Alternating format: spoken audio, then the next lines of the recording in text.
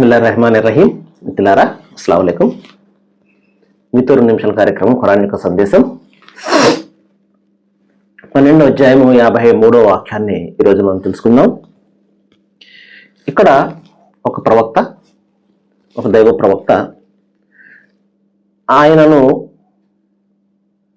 ఒక స్త్రీ చెడు కార్యం వైపునకు ఆహ్వానించినప్పుడు దాని నుండి ఆయన తప్పించుకుని దైవానికి ఈ విధమైనటువంటి కృతజ్ఞత అర్పించుకుంటారు. ఏమని చెప్తారు అంటే, నేను నా మనస్సు నిర్దోషిత్వాన్ని చాటుకోవడం లేదు, మనస్సు చెడుకై ప్రేరేపిస్తూనే ఉంటుంది, నా ప్రభువు కరుణించిన వారిని తప్ప. నిస్సందేహంగా ఆయన క్షమించేవాడు మరియు కరుణించేవాడు. మహాశిలారా, ఫలా తుజక్కు అంఫుసకం అంటాడు ఖురాన్లో. అంటే మీ పవిత్రత గురించి మీరు గొప్పలు పోకండి అంటాడు. మనం ఎంతపాటి పవిత్రులు అండి? మన పవిత్రత ఏ పాటిదో మన మనసుకు తెలుసు, దైవానికి తెలుసు. బయట మనం చాలా రకాలైనటువంటి మాటలు మనం మాట్లాడవచ్చు, ప్రజలందరి చేత మనము అనేక రకాల ప్రశంసలు పొందవచ్చు. ఏమండి, పదవులు, రకరకాలైనటువంటి ఇవన్నీ కూడా మనము ప్రపంచంలో పొందవచ్చు. గౌరవ ప్రతిష్టలు, కీర్తి కండూర్తులు ఇక్కడ మనము చాలా సంపాదించుకోవచ్చు. అయితే వాస్తవమైనటువంటి మనస్సు ఏంటో దైవానికి కదా తెలుస్తుంది.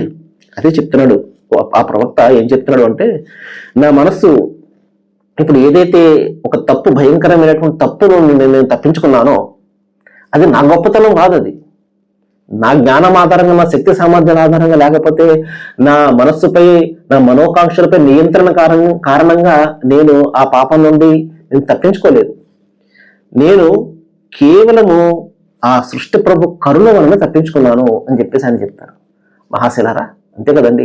ఆయన కరుణ ఉంటే తప్ప, ఆయన మనకు మనోబలాన్ని ఇస్తే తప్ప, మనోస్థైర్యాన్ని ఇస్తే తప్ప, అదేవిధంగా తప్పుల నుండి బయటపడే ఆ మానసికమైనటువంటి ఆ బలాన్ని మనకు ఇస్తే తప్ప, మన మనోకాంక్షలపై పరిపూర్ణమైనటువంటి నియంత్రణను ఆయన మనకు ప్రసాదిస్తే తప్ప మనం స్వయంగా చేసేదేముంటుంది? అయితే ప్రయత్నం మనం చేయాలి కదా.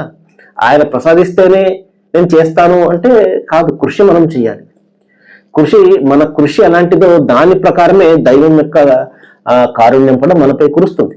మన కృషి ఎలాంటిదో, మన యొక్క సంకల్పం ఎలాంటిదో ఆయనకు తెలుసు కాబట్టి. మహాశిలారా, కాబట్టి ఇక్కడ మనసు చెడుకు ప్రేరేపిస్తూనే ఉంటుంది. ఎంత గొప్ప వ్యక్తి అయినప్పటికీ కూడా, ఎంత వ్యక్తి అయినప్పటికీ కూడా చూడండి, ఒక ప్రవక్త ఈ విధమైనటువంటి ప్రార్థన చేస్తున్నారు దైవానికి. మనసు చెడుకు ప్రేరేపిస్తూనే ఉంటుంది, కానీ ఇల్లా మా రహిమ రబ్బి, ఆ దైవం కరుణించే వారిని తప్ప అని చెప్పేసి. కాబట్టి దైవ కారుణ్యంపై మనము నమ్మకం పెట్టుకోవాలి. సర్వేజన సుఖం.